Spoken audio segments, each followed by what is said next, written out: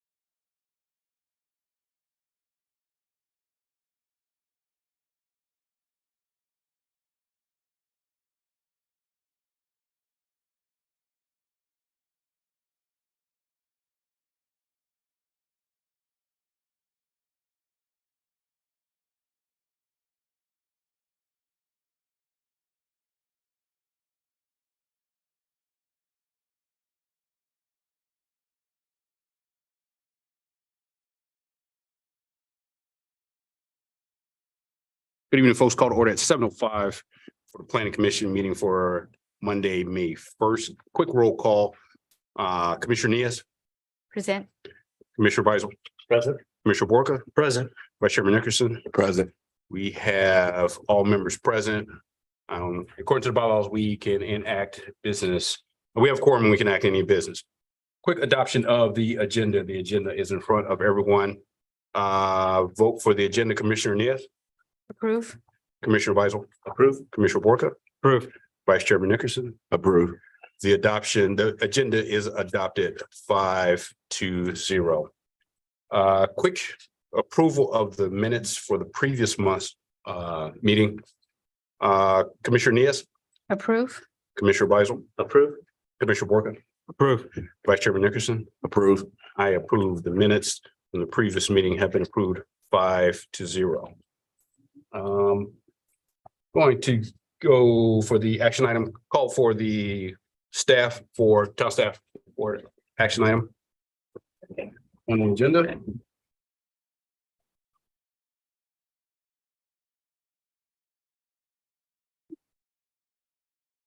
We good? Okay, perfect. Hello, commissioners. How's everyone doing tonight? Tonight before you all, we have an application, which is Proffer Condition Amendment 2020-002. I'm just going to give a quick overview of the application. So the applicant is Audio Partners LLC out of Bethesda. What they're proposing is to amend the proffer statement and the previously approved MZP associated with the rezoning 2020-002 to include the following: 220 multifamily units with residential amenities, parking, 60 single-family attached homes, and also the removal of the commercial portion of the project. Just a little bit background then on the original approval of the rezoning 2020-002. It was approved in April of 2021. The properties all in question were rezoned from R2 general residential to PMUD, which is the planned mixed use district, to permit a mixed use development consisting of approximately 18,700 square feet of commercial development and 317 multifamily residential units. Location and character. So we are actually directly to the south of the site. The site is directly, so this is Route 1 right here. The site is directly behind you all. The surrounding areas to the east are zone B1, which is the general business. To the west is B2, which is neighborhood business. The south is zoned the same, B2, and to the north is B1. I included that in the staff report as well. Next, I'm going to be talking about the comprehensive plan provisions, which the policy area for these properties is the Main Street Small Area Plan. This proposed development will create a desirable multifamily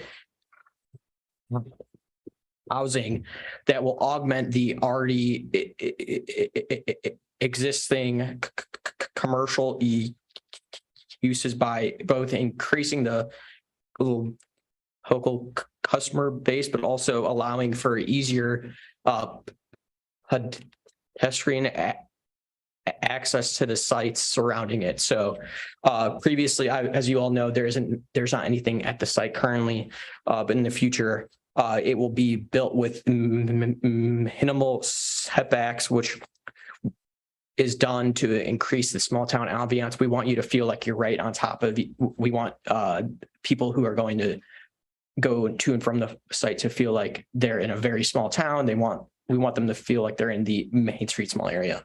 The parking in the rear, that's done on purpose to allow the sidewalks to be built along the Main Street, which in the future, as everyone knows, will be a town-owned street. Currently, it's owned by VDOT and maintained as such, but by the end of 2028 or so, we hope to have ownership and hope to really enhance the Main Street area.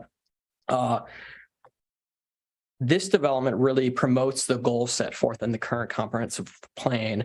It's providing a non-existent housing type. Because one, I have a quick story for you all. So when I decided to take this job and actually move to the town, I could not live within the town because there was no market rate apartments to actually live within the town of Dumfries. Everything was outside of the town of Dumfries. To my knowledge, this is the first multifamily market rate apartments that will be built in the town of Dumfries ever, which will, we hope that it enables folks who are in the military, those who will be employed at the Rose, hopefully, and those employed in the vicinity to be able to rent here and also buy here with the townhome opportunities, and also creates a variety of types of these multifamily apartments and housing. Currently, as I was saying before, we only really have affordable or age restricted multifamily apartments within the town. That's all Planning Commission and Town Council has seen for the past few years. This is something that we hope will continue and start a trend of increased population growth with increased development of market rate apartments. We want people who we want residents in the town who of varying income levels to feel like they could actually afford to live in the town of Dumfries and actually work and play in the same community that they serve or that they are employed in. To go back and now to go forward towards the zoning ordinance provisions, there's no real change except for the decrease in the size of the project. To be candid with you all, what in consultation with the applicant and with town staff, we really felt that the decreasing in size of this project would be very beneficial, not only for it to actually be brought to life, because the previous project was approved at 3 different times. And to be candid, it was never going to be built. It was overpromised and then under-delivered. What we also asked the applicant to do is to avoid encroaching into the RPA to the best of their ability. And that's what they have done. That's what will be shown on the MZP. And that's another reason as to why staff and the applicant felt the removal of the 18,000 square feet of the commercial space was best, because we would rather have multifamily apartments available than, let's say, 5,000 square feet of retail space that there's no demand there for right now. There's currently across the street, they own another property, and that's around 35,000 square feet. That's currently empty. If I recall a previous conversation I have with them, they could speak to that when they come up and present. But it does not make sense to ask for that amount of commercial space when there's already a lot of vacancies within the town, and the demand is just not there. What we hope to do with this project is it's a catalyst to bring an increase in population, which will then increase the demand of these certain other retail spaces. And what you see with a lot of big box stores like Target, Walmart, things like that, they need the population to be there in order to warrant the expansion. Even if let's say you want a TJ Maxx, or if you want a Aldi or anything like that, something that would be great in the town. What we really need is the increase in population, and we need this project and others like it to come forward and really spur the growth. The waivers, the applicant is requesting the following waivers.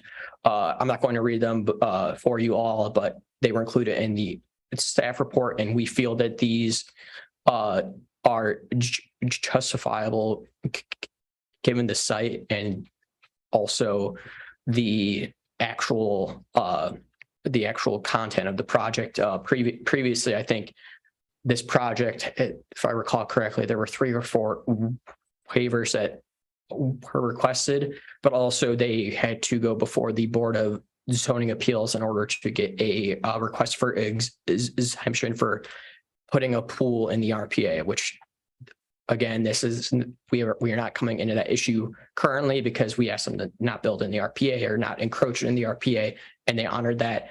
And based on more dialogue with the applicant, we really feel like the staff feels that the waivers should be adopted as proposed. Then the site layout, as you'll see on the screen right now, it's divided into 2 land bays. Land bay 1 is to the south, land bay 2 is to the north. And then what you'll see at the very east of the site, they are impacted by the Route 1 widening project, which I've included up at the dais for you all. Just a little background on that. The previous version of this project was approved prior to the final design approval of the widening. Now that this is coming through as a proper condition amendment, we wanted to give the applicant flexibility to negotiate the taking and the easements that are going to be along the eastern portion of the property. I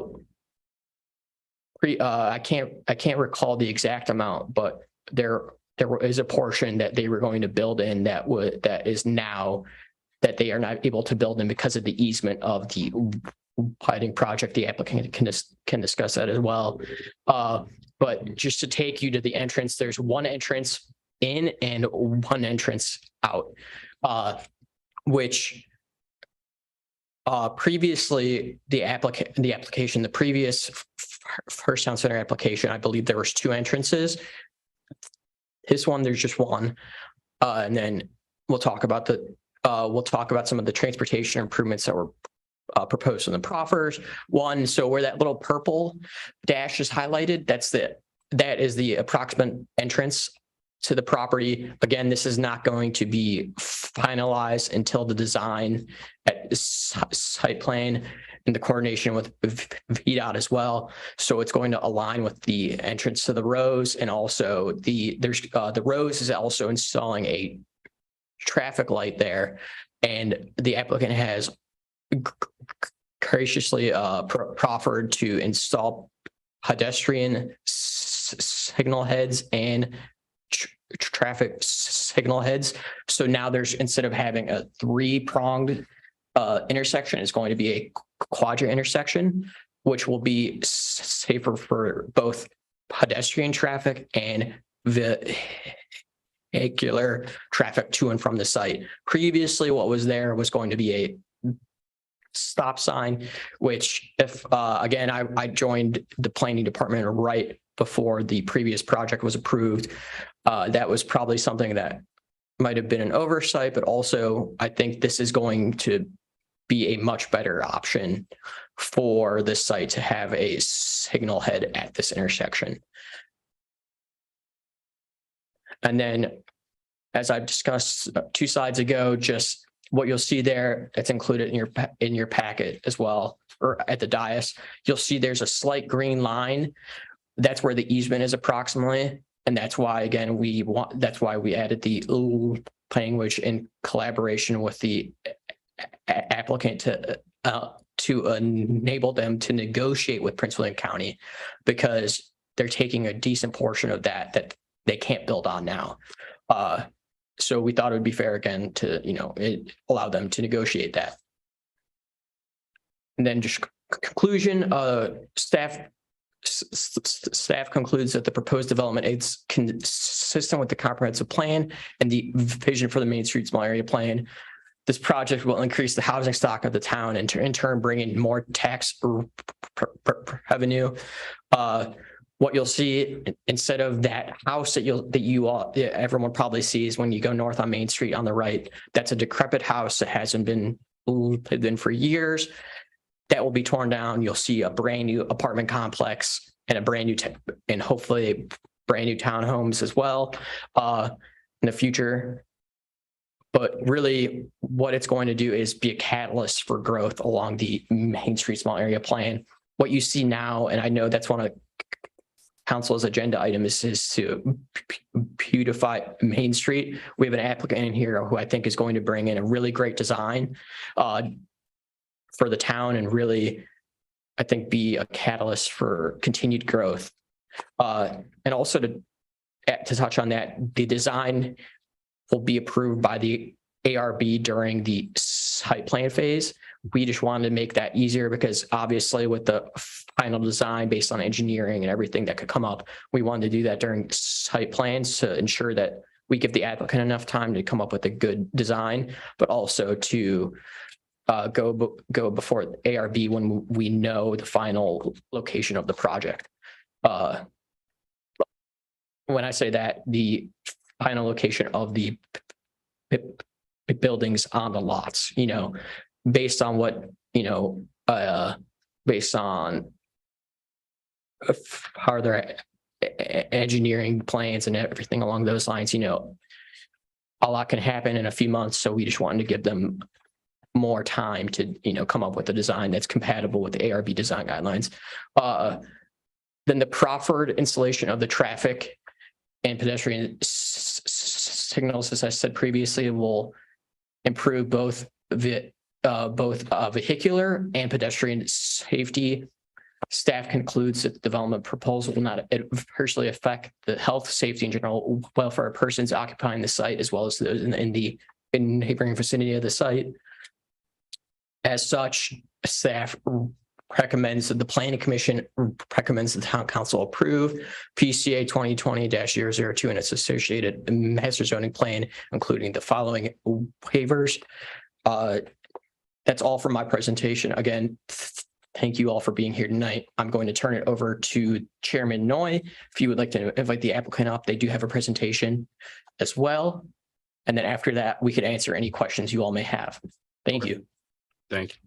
Thank you for the presentation. Was well presented. I'd like to call forth the applicant. But at first I need for the applicant to reaffirm that the application is true as of May 1st. So we're good. Okay. And as you come up, I'm going to open it up for public hearing at 7:20 as a matter of procedure. Go ahead.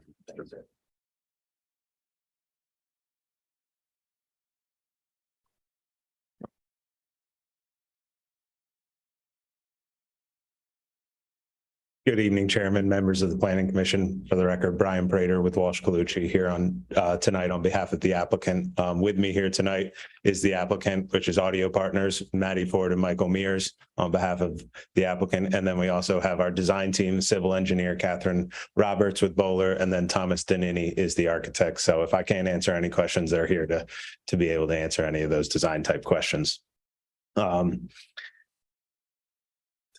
And Nick did a good job explaining where the property is. I know you all are familiar, given it's right next door. It consists of 18 parcels, so it is an assemblage, and it's about 10.39 acres in total. Right next to Town Hall, you see the Rose is across Main Street, and it's bordered by Fraley to the bottom of your screen. I believe that's southeast. This gives you a bit better depiction of what exists on the property today. It is undeveloped and vacant, as you know, besides the house that is in desperate need of some repair or removal. And it's largely vegetated. There's some floodplain, and as Nick discussed, there's some RPA located on the property, and the applicant's looking to preserve some of those areas and stay out of the RPA to have some good open space. And one of the things, sorry to talk about this slide, is the prior approval. As staff went through, it was an approval called First Town Center. It had 317 multifamily units and 18,000 plus square feet of commercial. There are also a lot of other improvements committed to in those proffers. For example, structured parking to support the commercial. There are some challenges with this site, and I think a lot of those things that were committed to by the prior applicant definitely led to why it was not a viable project that could be realized through construction and development costs, and likely something that contributed to losing control of the property and then the audio partners being able to acquire it. So a lot of that probably factored in.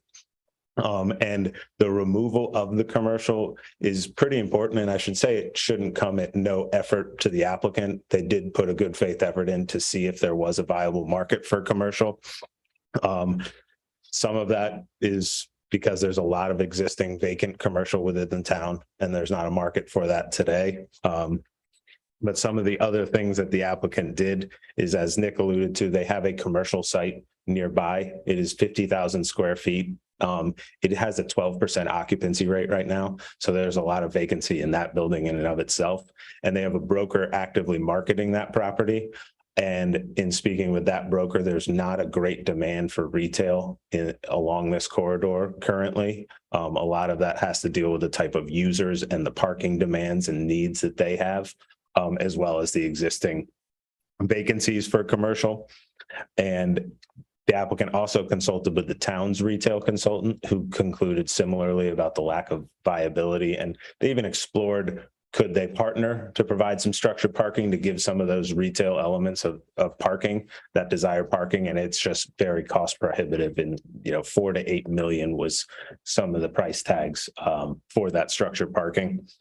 And as you all are aware, it's not just the town of Dumfries. There's places throughout Prince William County, Potomac Shores, some other places that have some good dense residential that are not seeing the market demand for that retail. And we really think that this residential project can help spur some of the revitalization down the Main Street corridor, as well as give some rooftops to support and augment some of the existing vacant commercial. It will also, as you also know, it's a housing project. So there are a significant housing demand in the region and a very short supply.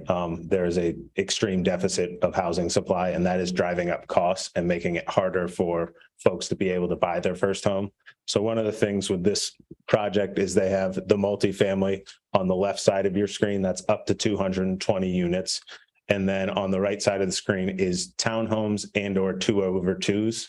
So the 2/2s are a stacked townhome concept, and it really can provide a good market and price point in the market to give either for first-time home buyers or for those looking to downsize and have a good quality product. So the flexibility in the proffers allows up to 60 townhouse, single family attached units. So that could be either the townhomes, the regular, or the 2/2s.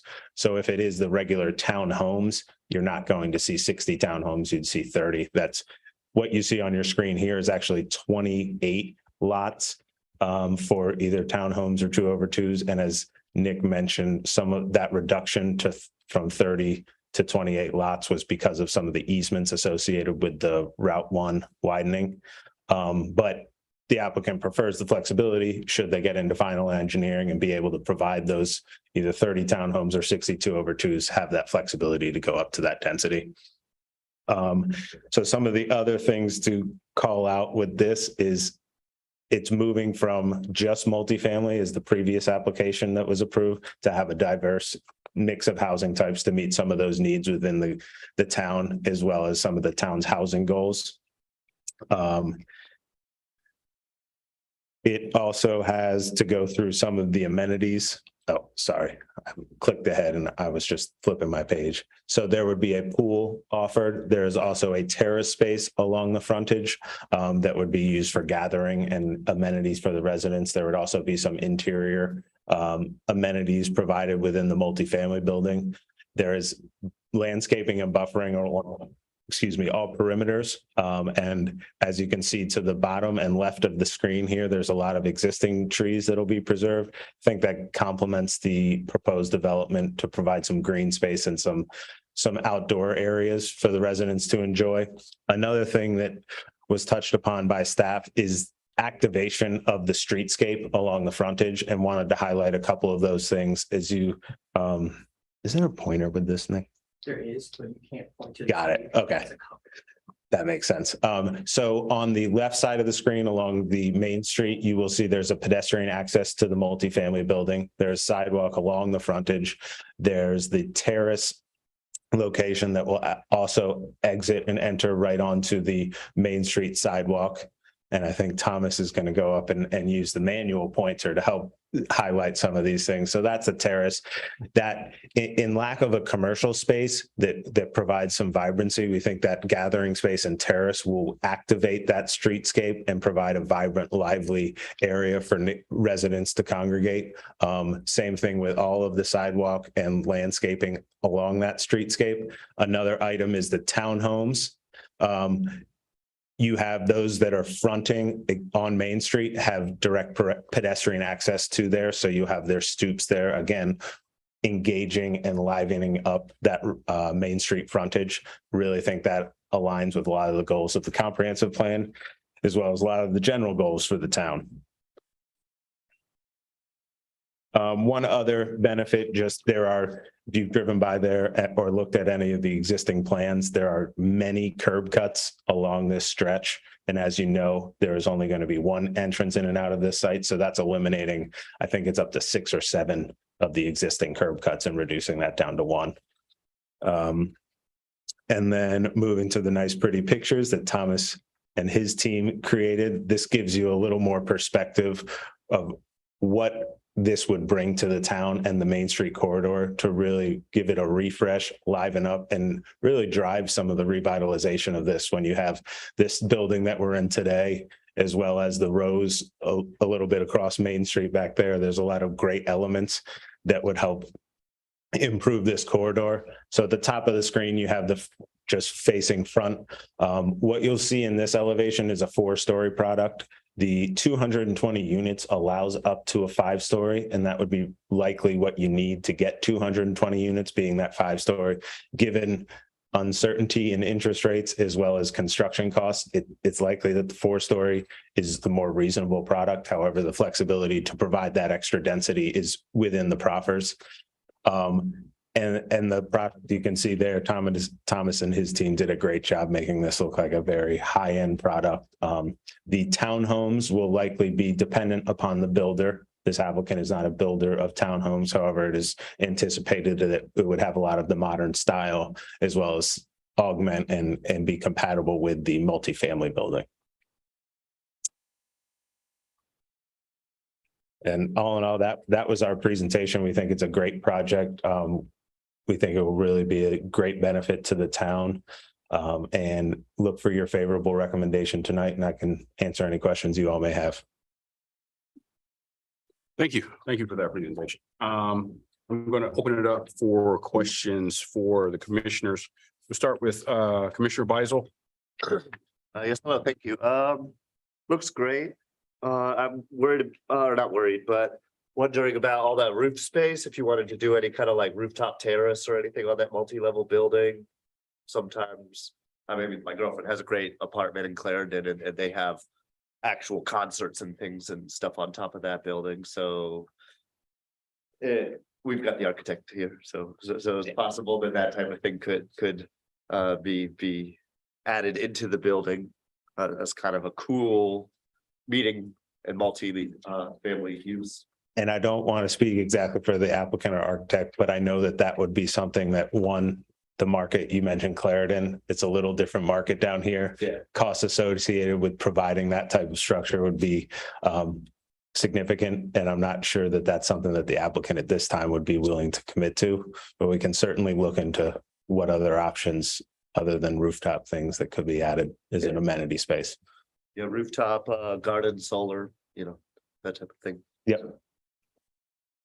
And that's all I had, actually. It looks like a good plan. One more thing, will there be any pedestrian walkways to Fraley Boulevard? They're not shown in our plan, but I would have to defer to Nick Yeah. and VDOT's plan for the. Yeah, so I could speak to that bit. So because of the slope of the slope of the area on the eastern portion of the side, it would cost a great deal of money to even enable that to occur.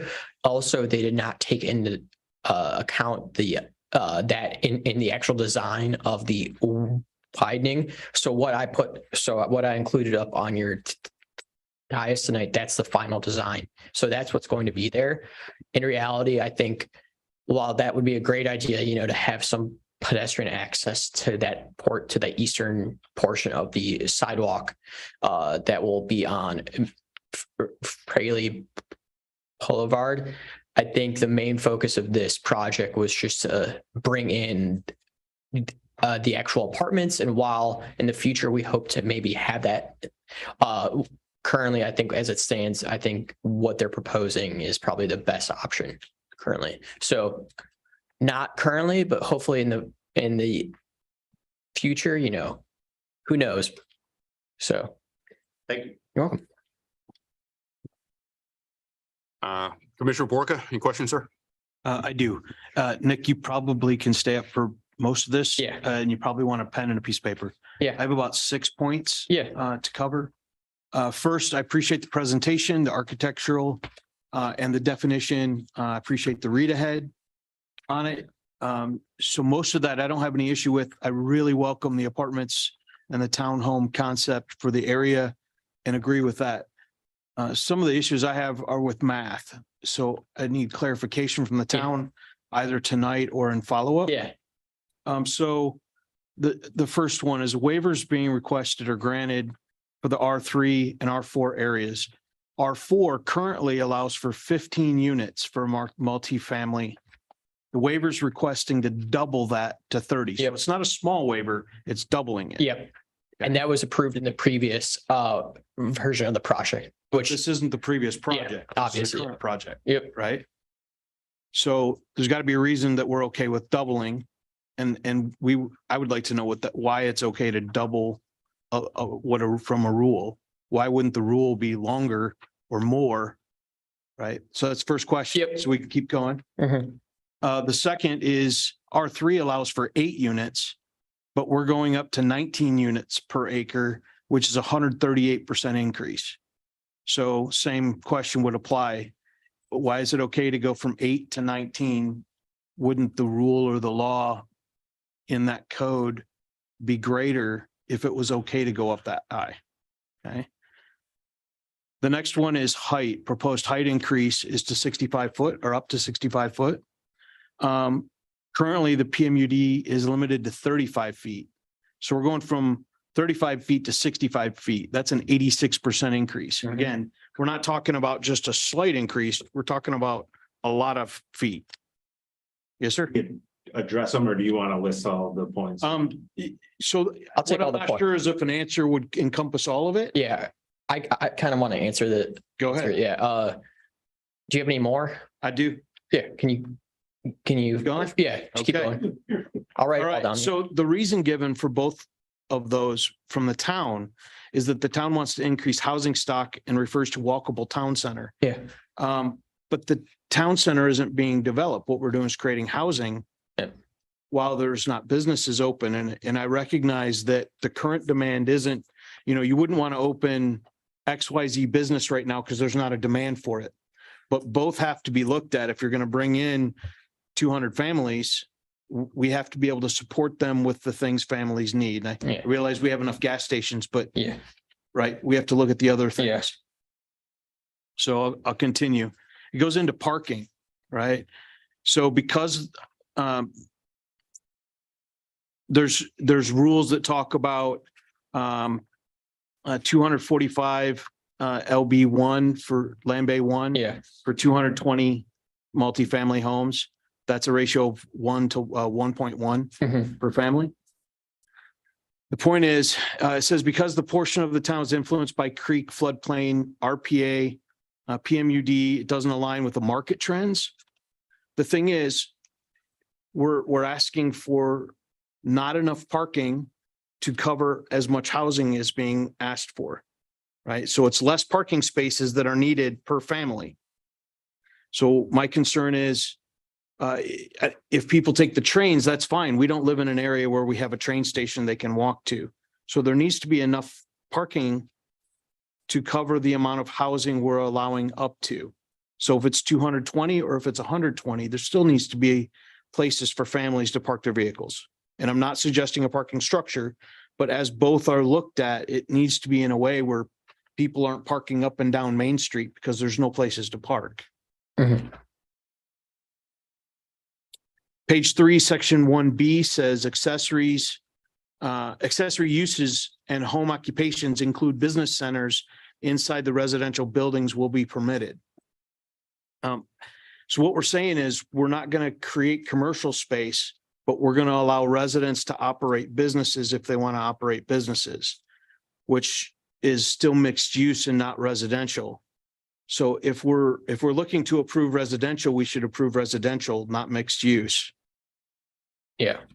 Or put businesses in there. Maybe it needs some type of small restaurant that helps with those families or something like that. That becomes mixed use. The next is a comment. I know the plans do not currently infringe on the RPA. I appreciate that. As this develops into the future, I would like to continue to not see anything go into the RPA. It's just, it creates muddy water, literally. Yeah. Right, so we stay out of that. That's all I have, if you'd like to Yeah. respond. Yeah, I'm gonna respond to a lot of these. Yeah, like a lot of these points. So just a little background. Again, this is why a comprehensive plan is very important. Previously, this comprehensive plan, which is why we're doing an update in the upcoming fiscal year, what fit the old town of Dumfries does not fit the new town of Dumfries. With the R3 and R4 zoning, that was done specifically for certain individuals' gain. That was done for the Williamstown project, and that was done for a few others a few other townhomes that are on Possum Point. That was done in the 80s or 90s. It's 2023. So that's why we need to really, that's why we're asking for the waivers for both Land Bay 1 and Land Bay 2. That's why staff recommending approving them, because before with this, without going and changing the ordinance, we felt that this is appropriate. And then when we do our next comprehensive plan update, we could really get the input of everyone who lives in the town and not only the residents, but developers as well. So this is something that growth has been inconsistent within the town. And from a staff point of view, I believe that this is an appropriate amount. While it might be 100% or 200% or whatever percent you said it was, it's something that is justifiable when you look at comparable developments in the area. It's just because our town code is not up to, is not updated, doesn't mean that we can't enable projects like this to come through. And then to go to this. I want to respond to that. What you're saying is an ordinance, which is a law, is okay to not follow if it's old. Is that what you're saying? Well, this is what the PMUD allows us to do. It allows us to be exempt from those laws that were created. And this is something where the town has to really look at what we want to do long-term in growth. Previously, there was no real future plan. While the comp plan is there, it was really done for the benefit of few and not for the benefit of all. So what we really need to look forward is to not have things like this happen, where we need to have a waiver done for things like this. But as the subject matter expert for the town, I really feel like these are justifiable, including the height. Just to go back to the height. So while the maximum is 35 feet, 65 feet, I think is very fair. And when you look at the Main Street Small Area Plan Pattern Book, kind of in line with that, what you see with the PMUD as well, that was done for the Town Square project specifically. So if you look at the Town Square project, a lot of those are above that 35 feet because they were waived. They had a waiver as well. So this is just something, you bring up all these good points, but it's something I as staff I have to hook it after the fact and kind of review it and then bring it to the town council and you all as well. And I just want to while that's a big picture thing, I still think for this project, we should approve this waiver, or town council should approve this waiver. And then to go back to your fourth point was regarding parking, correct? Yes, I Yeah. made a point about parking. Before we go to Yeah. parking, can I just Yeah, jump in on sure. the height and I think Nick was getting to it on the planned mixed district. Town Square was the reason that came to be, and that planned districts generally, as many of you know, is when zoning ordinance are outdated or haven't been updated to meet market trends and development needs. They allow the flexibility to look at a project not in the rigid laws of the zoning ordinance that might have been adopted in the 80s and look at what might be the best, highest and greatest use of that property and allow the flexibility for the zoning ordinance through approval, recommendations through a planning commission, as well as approval of the town council to make it a case by case basis to see what might make the most sense regarding the density or the height of a property. And specifically with the height, the way that we got to that is that 70 feet is the maximum for multifamily in the planned mixed use district. And when that ordinance was adopted back, I think it was 2016, 2/2s weren't as big of a market trend. So townhomes themselves were around 35 feet. So that would accommodate. But the reason for the 65 feet is to give that extra story to have the stacked townhome or the 2/2. And that 65 feet would be comparable to the multifamily height. So from an aesthetic perspective, if they're both built out to their top height, they're right there in line and it would look like a good complementary project. Thank you. And then I'll speak to the parking a little bit as well. So with the parking aspect, that's a good point, but also I believe from my understanding, this would be more of a single, more of an empty nester type of apartment complex and young adults who are more who don't live with anyone else. So while the family aspect makes sense, the idea that, I think now we're getting more, what we want as a town is to make it so that there's multimodal transportation. We want people to be able to bike. We want people to be able to walk. You don't see a lot of parking minimums anymore. So that's why, as staff, I felt it was appropriate to, recommend approving this waiver, because then you go back to the townhomes, you're 2/2. There are garages with those townhomes. So there's going to be one parking spot. There are garages with townhomes, right? So there will be one parking spot within the townhome and then one parking spot in the driveway. So for a family of two, for a family of three, or for a family of 3 or 4, you would think that would be plenty of parking there. And then to go back to the multifamily aspect, you hope that, again, this is up to 220. So there might not be a possibility that based on demand that there's going to be 220 apartments there. There could be 200, there could be 150.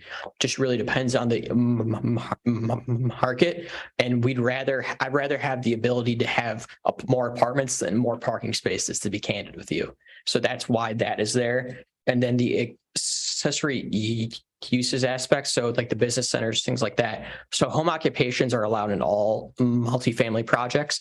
That's only like for an office. It's not allowed. Like a lot of times when I telework from home, if I had my own LLC, I could set up a home office where I would be able to get a business license. And actually, I'm doing work out of my home. That would be considered,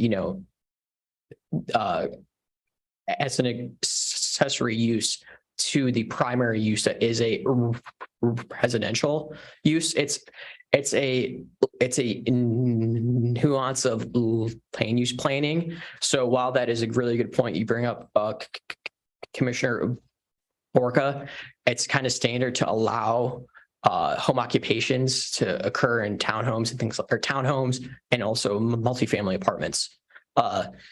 So that is more so. And then with the business center as well, that's for printing out, connecting for those who don't have access to computers and things like that. That's another aspect of that, to enable those who maybe not be able to afford a laptop or things like that to access a computer.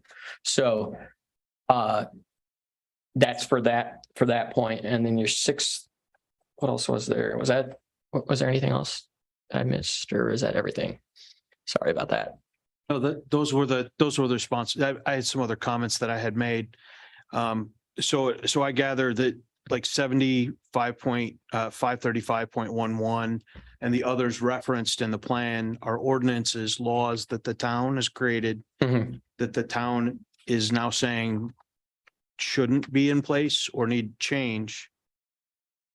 Is that It's- what the town is? It's to waive, so it offers flexibility. That's why the PMUD zoning district was created, to offer flexibility from the traditional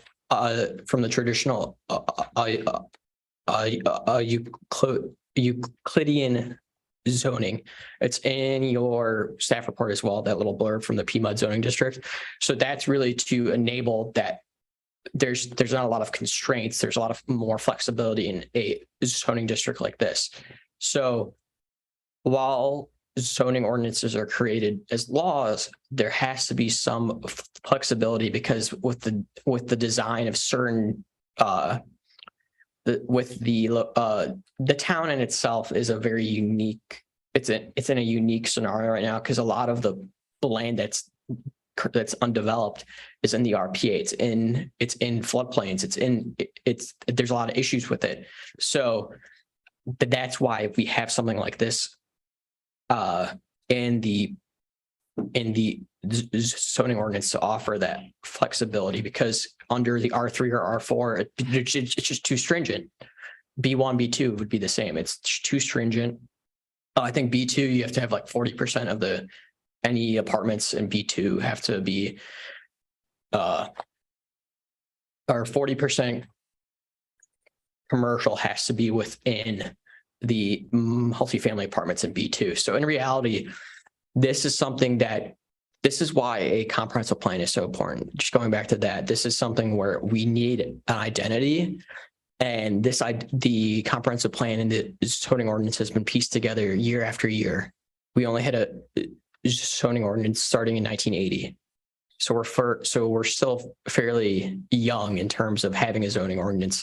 And I appreciate everything you're bringing up right now, because, it's, for me as a planner, I need to look at it again and kind of look at where we're going as a town. But I think for this project, I think these waivers are all justifiable. And I think for the project, without them, the project can't go forward. So that's just being transparent with you all, with everyone on the commission. But is there anything else you had questions about? Go ahead. Thank you, Chairman and Commissioner. Just as far as the parking, wanted to touch on the townhome land bay. If you read through the proffers, the waiver language requires a minimum of parking in each land bay. So the 130 in the townhome, that actually exceeds the requirements. So it's 2 parking spaces per singles and detached. So the way those proffers are drafted, even if that is only 30 townhomes, there is going to be that parking provided. So that would alleviate some of the concerns on the waiver that's being sought with the multifamily. Another thing with market trends is what we're seeing and hearing from the development community is the older style of the suburban. It's changing for the parking requirements, and a lot of zoning ordinances, Prince William's currently evaluating theirs as well, require over parking for a lot of these multifamily developments, and they're doing evaluations to try to align the minimum parking requirements with actual market demand. And then one point, just again to the accessory uses, the business center, I think that was more of just making clear in the proffers that they had the ability to provide amenities to their residents, that like a business center you see anywhere. And then, as Nick pointed out, not to preclude anyone from, if they wanted to run their own business out of their home, that they'd be able to do so. Didn't want to create confusion in that language, but wanted to keep it clear. And then as far as the reductions and waivers, as well as the PMUD district that allows for flexibility, that recently there's Virginia Supreme Court has even extended that to any locality when approving a rezoning or a proffer amendment. They can make any modifications or changes or waivers to the zoning ordinance through a proffer statement, because a proffer statement ultimately becomes the zoning for a property. So it allows that case by case flexibility. And I know there's a reason that zoning ordinances are adopted and there's reasons for that, but there's also the flexibility to accommodate quality products that might not fit the rigid laws of a zoning ordinance. Thank you. And I appreciate all the comments and responses. And then I'll cede my time after my final comments. I think the ordinances are important. I understand waivers. I agree with the waivers. When we're talking about 130% over what an ordinance is, that's not like 10% waiver kind of thing. That's a big deal. So I wanted to make sure this was hashed out and discussed as we're looking to recommend or not recommend a plan to the town council. So thank you for your time and the answers. I see. All right, Commissioner Orca, Commissioner Neas, any questions, comments? Yes, just a couple of them. Actually, the parking, you already explained a lot of things. I think the most important is when you have the size of each of the unit. So is that a 1 bedroom, 2 bedroom? That's all depends on how many parking you can have, right? And you can stock like 20 people in one family, which some of the people do that, which we should not never allow that. You will have HOA, right? You will. So that's further question, but I'm not going to go further with the parking again. Now, the one question I have about the entrance only have one, so that's should be reconsidered. We need to have two because at least we will have the security and safety issue. So when you have one entrance to go in and go out, and if something urgently happen, where's the fire people to go in? They have to fly in, or how are they gonna to get access to that? Go ahead. Yeah, I could speak to that. So, per the VDOT review guidelines, they said that they are okay with that one entrance because it's off of Route 1.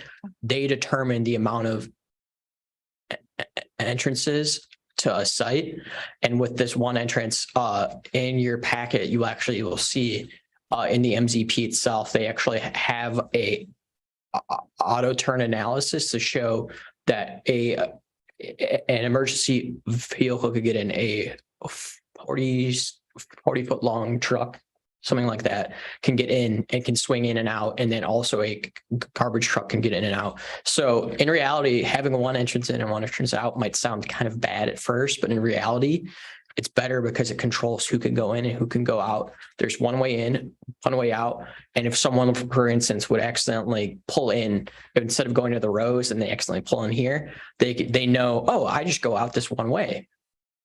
It's right there. It'll actually enable people who are coming to and from the site to, if they accidentally pull in, like I just said, they could just leave and they won't get lost. It also enables police, let's say there was something to happen, or if they're pulling someone over, there's only that one way in and that one way out, as well as the entrance. So they're actually decreasing the amount of vehicle trips a day with pulling out the commercial aspect of the property or of the project, and also decreasing the amount of vehicle trips. So per the TIA that was previously approved, that 18,000 square feet plus of retail space, along with those 317 apartments, that the VDOT was still okay with that one entrance. And that was something even when we got into the site plan phase of the previous project iteration, they were still fine with. There was no comments about there needs to be another entrance. It was they were always okay with one entrance. So while I understand your concerns, it does. We do have information that shows that one entrance does work. So, Okay, thank you for your answer. Thank you. That's all I have. Only other comment is that the site plan stage, fire marshal will be reviewing it. So they will evaluate and have a chance to confirm that all of that functions. And just a tidbit, VDOT is always looking on major thoroughfares to limit the number of access points, as you know. So that's why they certainly like to only have one for a project like this. And I could speak to something else too. They actually have an AME, which is called a access management exception, which was approved for the previous project iteration, but continues through with this site because it's grandfathered in. So that they actually have approval to have this entrance where it is because of that AME, because there's believe it's 80 feet it has to be away from another entrance, something along those lines for VDOT, around 80 feet from another entrance. There's so many other businesses and roads along Main Street. It would be nearly impossible to enable there be two entrances because then you'd have another stop sign there. You have more people queuing up. So it just, that was never, I don't believe that was ever in the cards for even the previous project iteration, but I do really appreciate the comment. Thank you. Thank you. That's all I have. Thank you, Commissioner Diaz. Vice Chairman Nickerson, any comments, questions, sir? Yes, I have a few. I don't have a lot, but I'll start by saying I'm not a fan of totally getting rid of the commercial aspect of it. I hear you when you say that, you know, this falls in line with the comprehensive plan, but it doesn't totally. Part of it does, part of it doesn't. I would like to see y'all meet us somewhere with it because some new retail space is needed. The whole point in that comprehensive plan was to elevate Dumfries, retail and residential. I realize you have a commercial space that you own. How old is that building, if I might ask? It's under 20 years old. Okay. Is it? It's in an area that you're not getting any interest. That could also be because of location as well. We all know once Rosie's gets all aspects of its project open, that people are going to want to come here. Yeah, they're not coming here today, but they're going to want to be here. And so for me personally, I would like some retail space. I'm just putting that out there. The other thing, when you talk about the multifamily aspect of it, the apartments, you know, I like that design of that, but I also would have liked to see maybe even some condos, because when you have a mix of those things, when you have condos, something that somebody can purchase, there's more investment. You have more of an interest, a personal interest into a property. We have apartments already in town that we have issues with. I have concerns about that aspect of it as well. So even though they're nice looking and they're going to be a good high end project, they're still apartments. So we have to consider that as well. That's pretty much what I have. Okay, understood. If I could just respond real quick to that, I just would like to say too, so I understand the concern about not having retail as a portion of this. It's really important, I think, to think about in the long term, so this would be built in the next 2 to 3 years. And then the roads will be built hopefully by the beginning of next year is when they're slating to open. I think the demand is there. The demand is showing for the housing. And I think it's better just from the staff point of view that we get more people in housing, and even though it's apartments, to have empty retail space, because everyone's probably driven on 234 around the corner on Van Buren, where they have the Popeyes they're currently building there. That's been built for 2 years. It's been built for 2 years, and they're finally just getting people into there. So kind of think along those lines. Do you really, while I totally understand the want and desire to have a retail portion of this, the retail aspect that the town really wants is not going to go there until we have a population increase. Currently, you know, I would want to see something like a local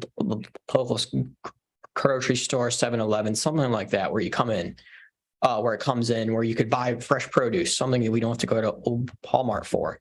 But that's not what we originally Yeah, were discussing when we talked about that. We were looking under the lines of something like what we had, like, you know where Neasco Mills is? yes, That was kind of the feel we had. So we're talking about, you know, residents that's going to be here long term, Mhm. me included. Yeah.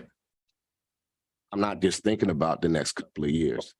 I'm thinking about what I want this to look like and what I know others want this to look like over time. So part of this development, you know, once that's done, there's not going to be the possibility to make those changes at that point. Yeah. So it's not about a grocery store coming in here. We got a grocery store up the street. We Yeah. got a couple of them. Yeah. It's the smaller shops that we were looking to have that we know are going to come in time. That the downtown walkable feel of being able to shop and go to the coffee shop. That's the type of thing. I hear what you're saying. Yeah. But that's what we were discussing in that comprehensive. Yeah. plan. That's why I said meet us somewhere in the middle. Yeah, totally understand that. And that's something that for this project, I totally hear you out on that. And that's something, you know, we tried, both the applicant and I talked with the retail strategies group. We tried to, you know, do our best to try to, you know, explore the options. And I think what we came up with for the best solution would be this. Yeah. Yeah, we contract with a company called Retail Strategies, who does our very aggressive commercial retail strategy.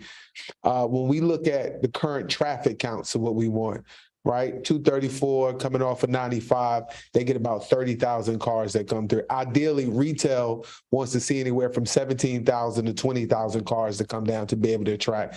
We've been working with Retail Strategies almost 2.5 years to try to bring retail property to the town. One of the challenges is we need to bring in more density and more traffic count in order for any retail to want to come. We were looking at bringing in restaurants. We've been looking at trying to bring in a lot of development, which is why you see a lot of vacancies in the shopping centers right now. You see it because it all comes down to that traffic count and being able to build that density. One of the concessions we look at on this side and some of the long range planning that we're doing now after we get this project is we're going to look at the rest of our Main Street development plan in order to bring all of that to begin to look like a mosaic district, or to be able to look like a Stonebridge Town Center type of concept. But right now we need to get the traffic count up that matches with what these retailers want to come into town. So what we did is we looked at who our ideal clients, the restaurants, the businesses that we want to come, and we looked at what the demographics and what the markup needs to be able to bring that. And right now the demand is for more housing stock in order to be able to bring that into this community. And so that's where we're at when you look at a retail strategy standpoint.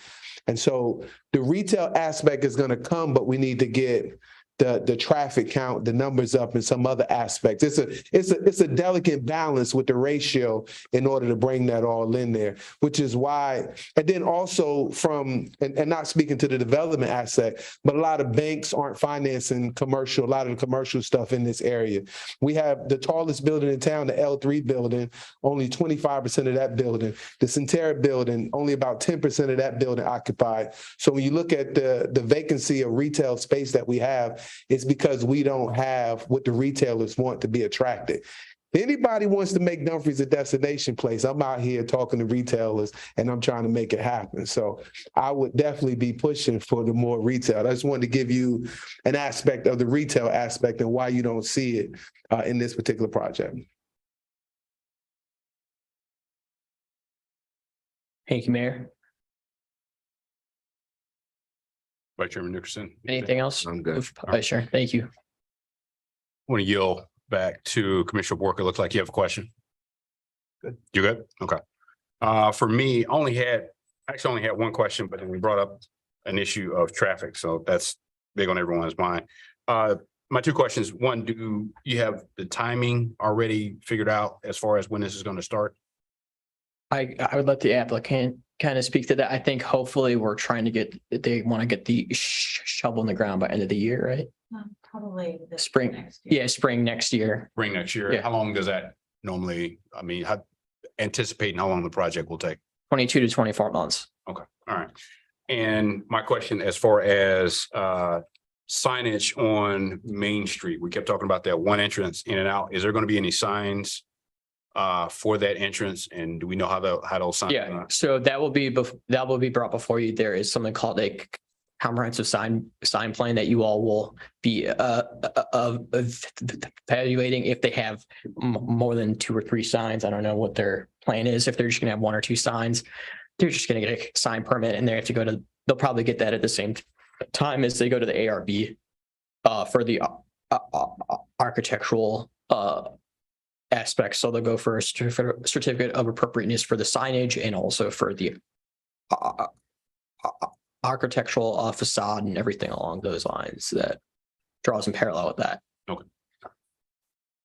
We don't have anybody for the public that wants to speak other than Mr. Mayor. Okay, hi, I'm Maddie Ford. I'm representing the applicant. Thank you all for your time tonight and for your review and your questions. We really appreciate it.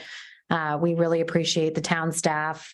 You know, we've been working pretty much weekly with them for the last 9 months on this and have been talking about every single issue you raised tonight.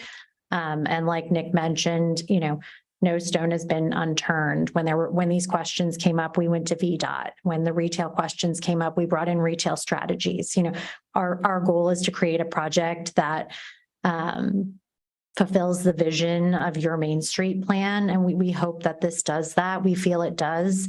We're very excited to be part of this community. We're very grateful for the mayor's leadership, and we're just very excited to get this project going, and very much appreciate the consideration and time tonight.